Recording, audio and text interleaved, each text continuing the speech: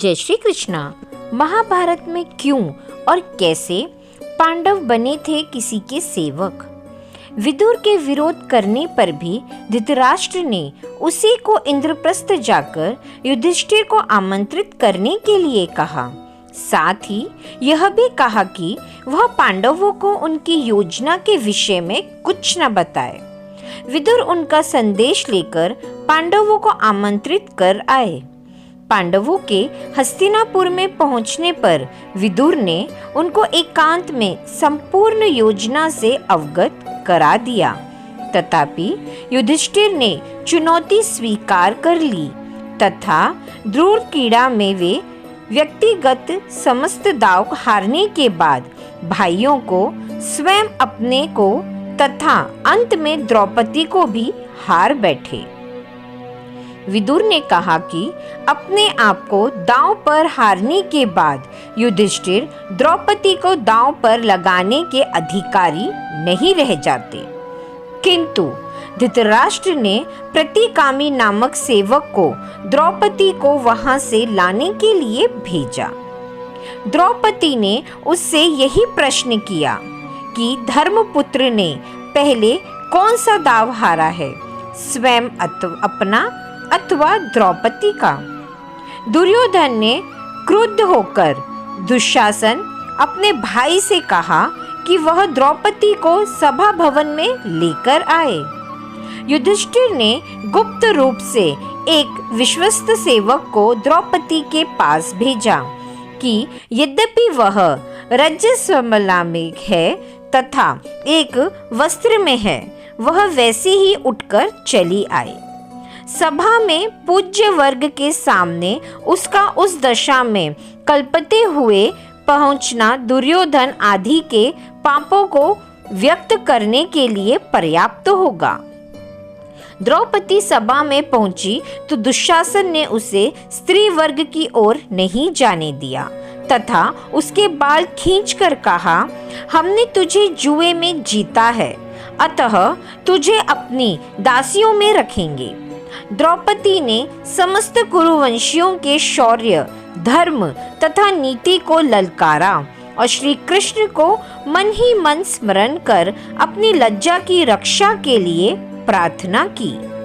सब मौन रहे, किंतु दुर्योधन के छोटे भाई विकर्ण ने द्रौपदी का पक्ष लेते हुए कहा कि हारा हुआ युधिष्ठिर उसे दांव पर नहीं रख सकता था, किंतु किसी ने उसकी बात नहीं सुनी।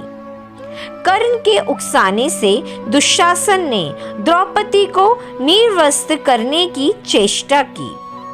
उधर विलाप करती हुई द्रौपदी ने पांडवों की ओर देखा तो भीम ने युधिष्ठिर से कहा कि वह उसके हाथ जला देना चाहता है, जिससे उसने जुआ खेला था।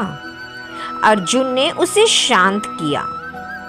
भीम ने शपथ ली कि वह दुशासन की छाती का खून पिएगा तथा दुर्योधन की जांग को अपनी गदा से नष्ट कर डालेगा।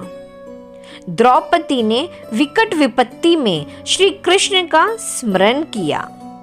श्री कृष्ण की कृपा से उनके वस्त्र वहां प्रकट हुए, जिनसे द्रौपदी आच्छादित रही। फलतः उसके वस्त्र खींचकर उतारते हुए भी दुशासन उसे नग्न नहीं कर पाया। सभा में बार बार कार्य के अनुचित अथवा औचित्य पर विवाद छिड़ता जा रहा था। दुर्योधन ने पांडवों को मौन देख द्रौपदी की दांव में हारे जाने की बात ठीक है या गलत, इसका निर्णय भीम, अर्जुन, नकुल तथा सहदेव पर छोड़ दिया। अर्जुन तथा भीम ने कहा कि जो व्यक्ति स्वयं को दांव में हरा चुका है, वह किसी अन्य वस्तु को दांव पर रख ही नहीं सकता। धृतराष्ट्र ने सभा की नब्ज पहचान कर दुर्योधन को फटकार तथा द्रौपदी से 3 वर मांगने के लिए कहा। द्रौपदी ने पहले वर से युधिष्ठिर की दास भाव से मुक्ति मांगी ताकि भविष्य में उसका पुत्र प्रतिविंध्य दास पुत्र न कहलाए। दूसरे वर से भीम, अर्जुन, नकुल तथा सहदेव की शस्त्रों तथा रथ सहित दास भाव से मुक्ति मांगी। तीसरा वर मांगने के लिए वह तैयार ही नहीं हुई, क्योंकि उसके अनुसार क्षत्रिय स्त्रियों 2 वर मांगने के ही अधिकारिणी होती हैं। धृतराष्ट्र ने उनसे संपूर्ण विगत को भूलकर अपना स्नेह बनाए रखने के लिए कहा तथा ही उन्हें खांडव वन में जाकर अपना राज्य भोगने की अनुमति धृतराष्ट्र ने उनके खांडव वन जाने के पूर्व दुर्योधन की प्रेरणा से उन्हें एक बार फिर से जुआ खेलने की आज्ञा दी। यह तय हुआ कि एक ही दांव रखा जाएगा। पांडव अथवा धृतराष्ट्र पुत्रों में से जो भी हार जाएगा वे मृग चर्म धारण कर 12 वर्ष वनवास करेंगे और 1 वर्ष का अज्ञातवास में रहेंगे। उस 1 वर्ष में यदि उन्हें पहचान लिया गया तो फिर से 12 वर्ष का वनवास भोगना होगा। भीष्म, विदुर, द्रोण आदि के रोकने पर भी द्रुत क्रीड़ा हुई, जिसमें पांडव हार गए। छली शकुनी जीत गया। वन गमन में पूर्व पांडवों ने शपथ ली कि वे समस्त शत्रुओं का नाश करके ही चैन की सांस लेंगे। श्री धौम्य के नेतृत्व में पांडवों ने द्रौपदी के साथ वन के लिए प्रस्थान किया। श्री धौम्य साम मंत्रों का गान करते हुए आगे की ओर बढ़े। वे कहकर गए थे कि युद्ध में कौरव के मारे जाने पर उनके पुरोहित भी इसी प्रकार साम गान करेंगे। युधिष्ठिर ने अपना मुंह ढका हुआ था। वे अपने क्रोध नेत्रों से देखकर किसी को भस्म नहीं करना चाहते थे। भीम अपने बाहु की ओर देख रहा था, अपने बाहुबल को स्मरण कर रहा था। अर्जुन रेत बिखेरता जा रहा था। ऐसे ही भावी संग्राम में वह बाणों की वर्षा करेगा। सहदेव ने मुंह पर मिट्टी मली हुई थी, दुर्दिन में कोई पहचान न ले। नकुल ने बदन पर मिट्टी मल रखी थी, कोई नारी उसके रूप पर आसक्त न हो जाए। द्रौपदी ने बाल खोले हुए थे, उन्हीं से मुंह ढककर विलाप कर रही थी। जिस अन्याय से उसकी वह दशा हुई थी, 14 वर्ष बाद उसके परिणाम स्वरूप शत्रु नारियों की भी वही दशा होगी। वे अपने सगे संबंधियों को तिलांजलि देंगी। वनवास के 12वें वर्ष के पूरे होने पर पांडवों ने अब अपने अज्ञातवास के लिए मत्स्य देश के राजा विराट के यहाँ रहने की योजना बनाई।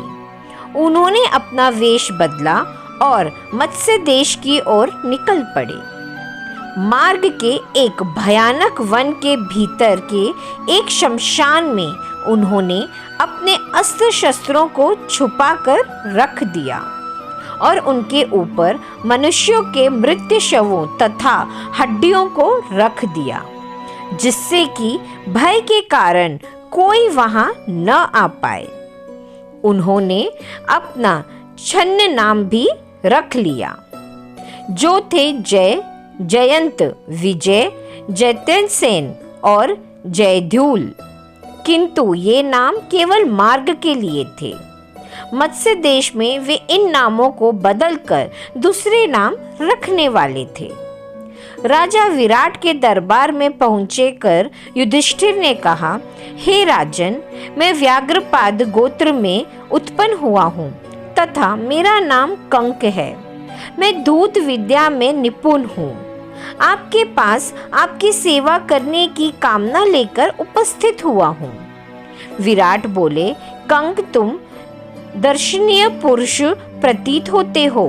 मैं तुम्हें पाकर प्रसन्न हूँ, अतएव तुम सम्मान पूर्वक यहाँ रहो। उसके बाद शेष पांडव राजा विराट के दरबार में पहुँचे और बोले, हे राजाधिराज, हम सब पहले राजा युधिष्ठिर के सेवक थे। पांडवों के वनवास हो जाने पर हम आपके दरबार में सेवा के लिए उपस्थित हुए हैं। राजा विराट के द्वारा परिचय पूछने पर सर्वप्रथम हाथ में करछी कढ़ाई लिए हुए भीमसेन बोले, महाराज आपका कल्याण हो। मेरा नाम बल्लभ है। मैं रसोई बनाने का कार्य उत्तम प्रकार से जानता हूँ। मैं महाराज युधिष्ठिर का रसोइया था। सहदेव ने कहा, महाराज मेरा नाम तत्नीपाल है। मैं गाय बछड़ों की नस्ल पहचानने में निपुण हूँ और मैं महाराज युधिष्ठिर की गौशाला की देखभाल किया करता था। नकुल बोले, हे मत्स्याधिपति, मेरा नाम ग्रांथिक है। मैं अश्वविद्या में निपुण हूँ। राजा युधिष्ठिर के यहाँ मेरा काम उनके यशवशाला की देखभाल करना था। महाराज विराट ने उन सभी को अपनी सेवा में रख लिया। अंत में उर्वशी के द्वारा दिए गए शापवश नपुंसक बने, हाथी दांत की चूड़ियां पहने तथा सिर पर चोटे गूंथे हुए अर्जुन बोले, हे मत्स्यराज, मेरा नाम वृहनला है। मैं नृत्य संगीत विद्या में निपुण हूँ। चूंकि मैं नपुंसक हूँ, इसलिए महाराज युधिष्ठिर ने मुझे अपने अनंतपुर की कन्याओं को नृत्य और संगीत सिखाने के लिए नियुक्त किया था। वृहनला की नृत्य संगीत के प्रदर्शन पर मुग्ध होकर उसकी नपुंसकता की जांच करवाने के पश्चात महाराज विराट ने उसे अपनी पुत्री उत्तरा की नृत्य संगीत के शिक्षा के लिए नियुक्त कर लिया। इधर द्रौपदी राजा विराट की पत्नी सुदेशना के पास जाकर बोली, महारानी मेरा नाम सेरेंद्री है।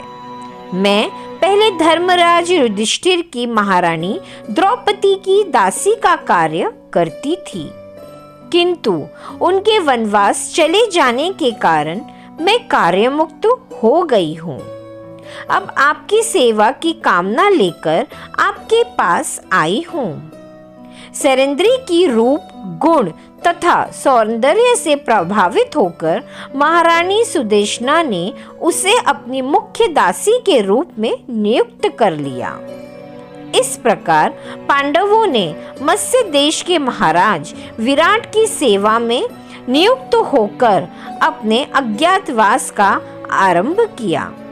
ऐसी ही और वीडियोस और जानकारी के लिए चैनल को लाइक, शेयर और सब्सक्राइब जरूर करें और कमेंट्स में जय श्री कृष्ण अवश्य लिखें। राधे राधे।